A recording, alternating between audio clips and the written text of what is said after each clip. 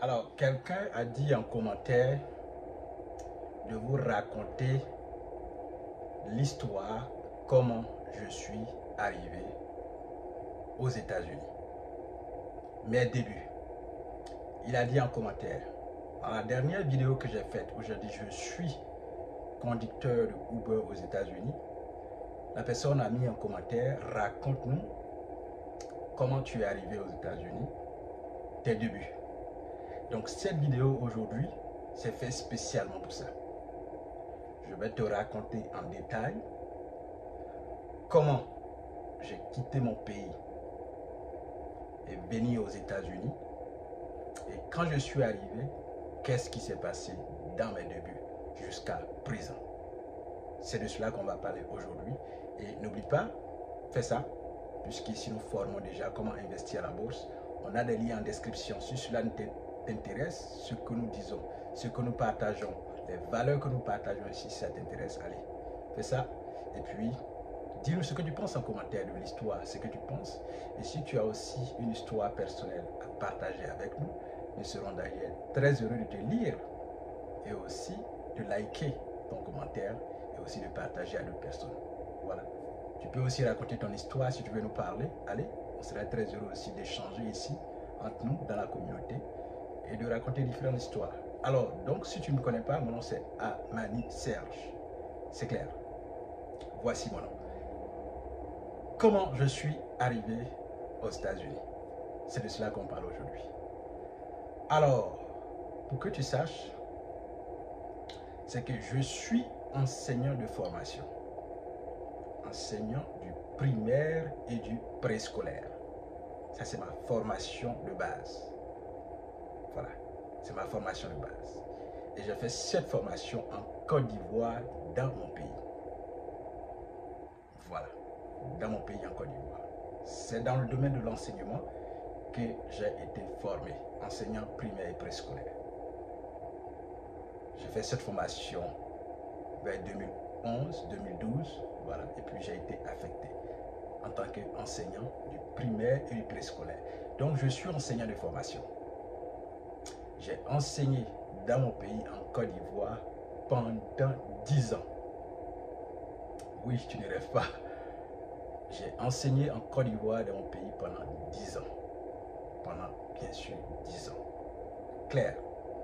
Donc, avant d'immigrer aux États-Unis, il faudrait que tu saches d'abord que je suis enseignant primaire et préscolaire. Ça, c'est mon métier. Et là, c'est ma formation de base. Voilà, c'est mon domaine qui est là. Pendant 10 ans, j'ai servi mon pays, la Côte d'Ivoire, au ministère de l'Éducation nationale, employé de la fonction publique de Côte d'Ivoire. C'est ça, avant d'arriver aux États-Unis, c'est ce que j'étais. Eh bien, vous savez que la Green Card existe, ce qu'on appelle le programme Diversity Visa. Donc, étant enseignant, j'ai postulé pour la première fois à ce programme en 2014 avec ma femme. On avait postulé et en 2014, on était allé voir dehors lorsque la période arrive. Vous savez qu'il y a des gens qui placent des bâches. Placent des bâches en bordure de route et vous allez payer un certain montant, 2000 ou 5000 en son temps. Et puis vous leur donnez vos informations personnelles et ces personnes vous inscrivent pour le programme. Puisque en général, les gens ne veulent pas aller comprendre comment la chose se passe. Donc, nous tous, on a fait ça d'abord en 2014. On leur a donné nos informations personnelles. Ils sont allés, ils nous ont inscrits. Après, quand les résultats sont sortis, c'est avec ma femme qui communiquait. Voilà, elle n'a pas été sélectionnée. Elle pouvait soumettre encore ses informations pour l'étape prochaine et tout ça. Voilà, donc depuis 2014, on avait essayé pour la première fois en passant par des gens. Le programme Diversity Visa qui est ouvert généralement dans le mois de septembre ou octobre et qui prend fin généralement en novembre. C'est sur un mois quand c'est ouvert et des gens du monde entier s'inscrivent. Voilà, des gens du monde entier s'inscrivent. Les pays qui ne sont pas ou alors qui n'ont pas les vraies informations de ce programme, ce sont les pays francophones. Nous souffrons beaucoup en pays francophones. Voilà, donc c'est le programme qui est là en 2014. Paf, on n'a pas réussi à ce programme-là. Alors, étant enseignant à l'intérieur de la Côte d'Ivoire, dans mon pays, j'ai demandé affectation pour venir dans la capitale, à Abidjan. Donc, à partir de 2015 maintenant, moi-même, j'étais enseignant primaire et préscolaire à Abidjan, dans la capitale économique de mon pays. Clair. Voici ça. Donc, en 2018, je vais m'inscrire maintenant au programme. Moi-même. Le programme, on tirait déjà vers la fin du programme. Et pour que tu saches, quand je suis revenu à Abidjan, j'ai continué mes études à l'université. Voilà, étant enseignant du primaire préscolaire quand je suis arrivé à Abidjan, parce que c'était l'objectif, c'est pourquoi je voulais venir enseigner à Abidjan. Donc quand je suis arrivé, j'ai continué mes études universitaires. Donc là, en 2017-2018, je m'inscris maintenant au programme moi-même. Nous étions déjà vers la fin du programme, vers le mois de novembre. Et là, je prends les informations. J'ai demandé à un ami du quartier, est-ce qu'il sait comment l'inscription se passe? Est-ce qu'il faisait lui-même l'inscription? Il a dit non. Donc, il m'a dit d'aller chercher en ligne et que je pourrais trouver et puis m'inscrire. Donc, effectivement, je suis allé au cyber, je rentre les informations dans le système et je trouve comment l'inscription se fait. Les documents à fournir. Alors, je prépare tous mes documents réunis, je les mets sous une clé USB et là maintenant je vais m'asseoir dans le cyber et puis je fais l'inscription. Voilà. Et j'attends jusqu'en mai prochain, en mai 2019, paf. Non, en mai 2018, pardon, en mai 2018, les résultats sortent. Mai 2018, les résultats sortent. Et là, je suis sélectionné.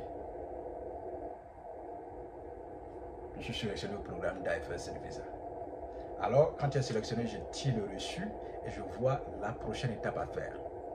Donc, je suis cette étape-là en remplissant maintenant les informations vraies pour maintenant faire la demande de mon visa ou alors la demande de la carte de résident permanent, ce que vous appelez Green Card ou Diversity Visa, et maintenant rentrer. Donc, j'ai fourni toutes les informations en ligne qu'il faut sur la plateforme en ligne du sud du gouvernement.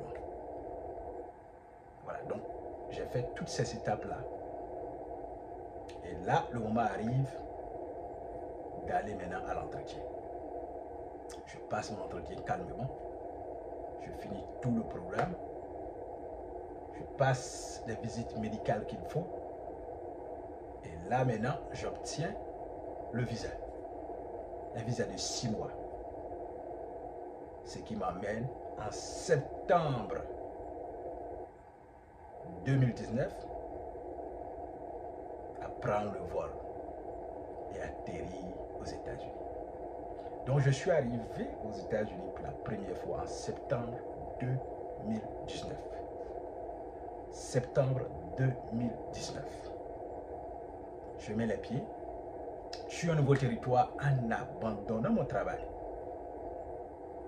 D'autant quand tu es enseignant, tu peux faire la demande de mise à disponibilité de 1 an. C'est-à-dire que tu fais la demande de mise à disponibilité, tu n'es pas renvoyé. Tu vas voir la zone où tu t'en vas dans le nouveau pays, si ça te plaît, bon tu restes. Mais si ça ne te plaît pas, alors tu peux revenir prendre ton emploi. Mais moi, je n'ai pas fait la mise à disponibilité. Je suis parti complètement. Avec abandon de poste. Parce que quand je venais, j'avais un objectif bien précis en tête. Je savais ce que je venais faire. Je savais aussi que ce ne serait pas facile. Donc, j'avais préparé vraiment un mental d'acier. J'ai préparé à toutes sortes de scénarios qui pouvaient arriver, tant bien que mal, avant de quitter mon pays. Donc, tous les scénarios possibles étaient préparés dans mon cerveau, dans la pensée, bien comme mauvais. Ce qui pouvait m'arriver de bien préparé, ce qui aussi pouvait m'arriver de négatif, j'ai tout préparé. Donc, j'étais prêt à tout accepter. Que ce soit bon ou mauvais, j'étais vraiment préparé mentalement. Un mental d'acier. Donc en septembre 2019 maintenant, je suis allé sur le territoire américain. Je vais faire maintenant mes débuts. J'arrive, quand tu arrives, la première des choses, c'est de trouver un emploi. Alors ça n'a pas mis du temps. Quand je suis arrivé, déjà, quelques jours après, mes documents de travail arrivent. Alors, ce qui me donne le droit maintenant d'aller faire mon ID dans l'état où je suis. Donc, je suis allé maintenant faire mon ID. Allez, avec ça, je vais à la recherche d'emploi. Et comment je suis allé à la recherche d'emploi? Quand je suis venu, là où j'étais, il y avait une église à côté qui n'est pas loin. Donc, c'est là-bas que je faisais aussi les messes, culte ou messes. Moi, j'attendais tous mes papiers pour que ce soit là pour aller rechercher l'emploi. Et là-bas, je croise un ami. Merci à cet ami-là. Je sais qu'il m'écoute, donc je lui dis merci au passage. Et étant à l'église, je lui demande des informations. Lui étant arrivé déjà, ça faisait 2 ans. Voilà. Il était venu, ça faisait déjà 2 ans qu'il était sur le territoire. Donc maintenant, il me donne les informations qui lui disent, les documents que tu as, tu peux même aller chercher du boulot avec. Que fais ça, fais ça, fais ça, et puis vas-y. Donc, quand il m'a donné les directives, allez, je suis allé faire mon ID. Dès que je l'ai obtenu, j'ai eu le reçu de l'ID. Je n'ai pas eu l'ID, même la carte. Le reçu déjà me permet d'aller chercher l'emploi. Donc, on se donne rendez-vous là où il a travaillé lui aussi. Quand il est venu, allez, on se donne rendez-vous, il m'accompagne. On va là-bas et j'applique à un emploi de façon physique. Voilà, on marche dans le bureau, j'applique et là, j'ai un emploi. Donc, j'obtiens mon premier emploi par le biais d'un ami. Et c'est cet ami même qui m'a acheté une chaussure parce que le travail que j'allais faire, on demandait une chaussure noire. Donc, l'ami m'a acheté une chaussure noire. Voilà, merci pour tout ce que tu as fait, cher ami. Merci. Je pense toujours à cela et c'est vraiment génial. Donc, il m'a vraiment aidé. J'ai trouvé l'emploi. Alors, j'étais déjà employé. Voici mes débuts. Et là, j'étais dans un emploi de nettoyage. Ce qui faisait la particularité de cet emploi, c'est que nous étions nombreux. Il y avait beaucoup d'Africains qui étaient venus il y avait longtemps. Il y avait des communautés chinoises. Il y avait aussi des Hispaniques, des Américains du Sud. Donc, nous étions nombreux. Et quand tu arrives dans un pays que la langue, voilà, nous tous on parlait français dans notre pays. Donc, quand tu arrives, il faut vraiment t'habituer avec la nouvelle langue. Donc, ce qui fait qu'on n'avait pas vraiment cette honte de parler la nouvelle langue en anglais, même si tu écorches, c'est que vous êtes entre vous, nouvelle communauté. Vous êtes entre vous qui ne savez vraiment pas vous exprimer correctement. Donc, ça enlève, c'est vrai que certaines personnes avaient honte au début, quand c'est comme ça, mais bon, moi, je n'avais pas cette honte-là. Donc, je partais travailler et je m'étais inscrit au Community College pour apprendre l'anglais. Voilà, donc c'était encore là très dur parce que le matin, il faut que je me lève tôt pour aller à l'école où je vais finir vers midi 13h. Et c'est à partir de là que je vais prendre le train, le bus ou le train pour aller maintenant au travail. Vous voyez? Donc heureusement que j'étais dans une grande ville, cela m'a beaucoup facilité les choses. Je me lève à 6h, préparer fini, j'ai préparé, je vais dire laver, prendre son bain fini, préparation corps physique, habillement. Et puis maintenant, allez, je prends le train pour aller tout droit à l'école, dans le community college, apprendre. Et puis, j'avais négocié aussi avec mon professeur,